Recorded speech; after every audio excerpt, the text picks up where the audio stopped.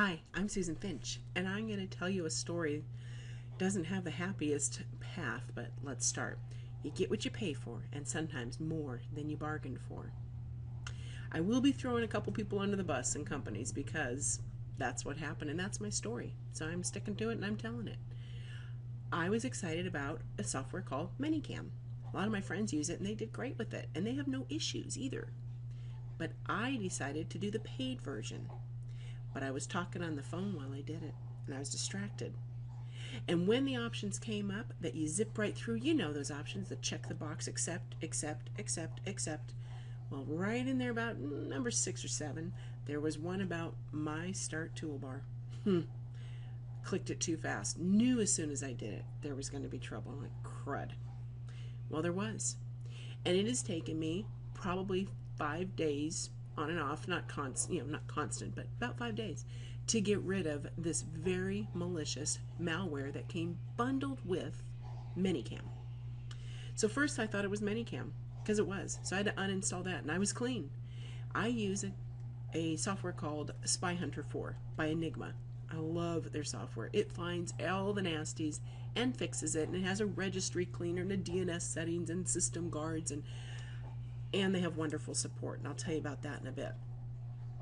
So I couldn't get rid of it. So I Googled, you do the search for whatever the thing is, and how are other people getting rid of it? And I saw several different variations of ways to get rid of it, and they all pointed back to Spyhunter, so I kept doing Spyhunter, and wasn't quite getting it. So I said, do Spyhunter in safety mode. Did that. Got rid of it. I'm fine. Great. With it went 5 years worth of bookmarks because they were all infected with this thing. I had not backed up my bookmarks, so I had no bookmarks. Okay, fine. I can deal with that. Just make that my start go away. Not so. I saved 2 more bookmarks in Chrome. It was back. It was so deep into all my app data that I was kind of stuck, and I didn't know what to do. So I finally went to the spyware help desk, thinking, okay, I can't solve this myself. I usually try to. And I asked them, and within 3 hours, I had my response, I had my solution, and I have a clean computer because I followed their instructions. So this is what I've learned. So that is kind of the happy ending that shouldn't have had to happen in the first place. So I got to tell you guys, those companies out there who resort to partnering with these bundle companies, those who piggyback on installs with vague or well-placed options to get their nasty toolbars and more installed on your computer like Minicam did. Antivirus companies do it, some browsers do it, email clients like Yahoo do it. Since you trust them, why not trust their partners? I'll tell you why not. You end up with malicious, persistent scripts and programs that hijack your browser, all activities, possibly your passwords. Let's get back to a privacy show I just did recently with Linda Zimmer. If you manage accounts for others and your security is compromised and their data is compromised, you could actually be liable for being stupid and clicking a box. That simple. One click can potentially cost you your business. Be careful where you get your cleaning advice from for your issues. Search results may take you to seemingly trustworthy, well-written solutions, but their free helper tool may actually compound the issues, giving you more bundled nightmares.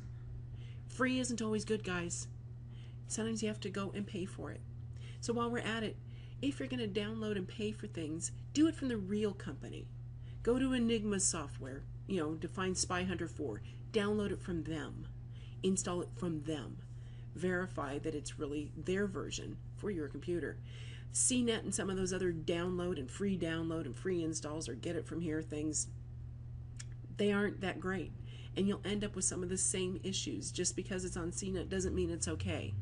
Really check your resources before you invite these strangers into your computer house. Think of it that way, and you might put a little more caution before you put the welcome mat out there and unlock the door. This is your computer and your privacy, and for some of you, it's your livelihood, as it is for me. The time you waste fixing that little bit of extra thought of what could have been prevented, or the $30 to $50 in software investment that you might have to even pay annually, think about that compared to the hours, the days, or even the weeks in fixing time. Not to mention having to bring in a more expensive IT troubleshooter. So think about it. Beware. Be careful when you install. That's my tip.